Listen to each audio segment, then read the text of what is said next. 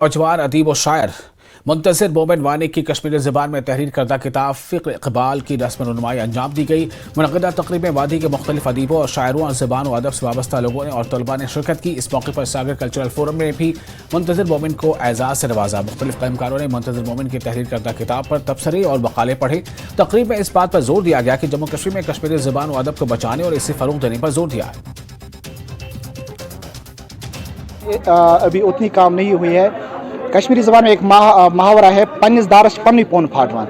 मैंने कश्मीरी लैंग्वेज को इक़बालियात का इजहार के लिए या इक़बालियात को मैसेज लोगों तक पहुंचाने के लिए कश्मीरी ज़बान का सहारा इसलिए लिया है ताकि लोगों को उनकी असल हकीकत उन तक पहुंच जाए, लोगों को उनके रोज़मर्रा के मसाइल जो उनसे जुड़े हैं, ऐश परस्ती नौजवानों में पनप रही है, बद अखलाकी, बद ज़ुबानी, तालीम से बेरा रवी, अखलाकियात से दूरी, ये सब चीज़ें, इन चीज़ों पर मुकम्मल वजाहत डॉक्टर अल्लामा इक़बाल रहमतुल्लाह ने की है।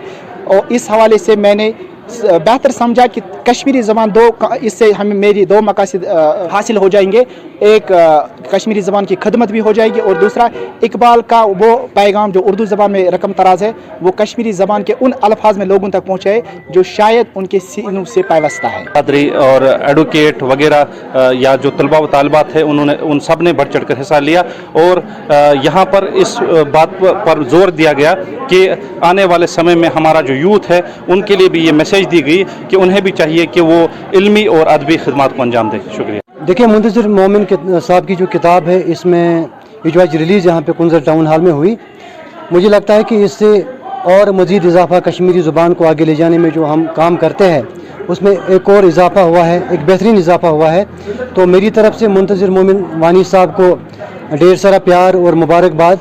और यहाँ पे आज कश्मीरी ज़ुबान के हवाले से जो मुंतज़िर मोमिन साहब ने काम किया है उसको मद्देनज़र रखते हुए सागर कल्चरल फोरम चुकर पटन जम्मू कश्मीर ने उसे एजाज़ से नवाजा।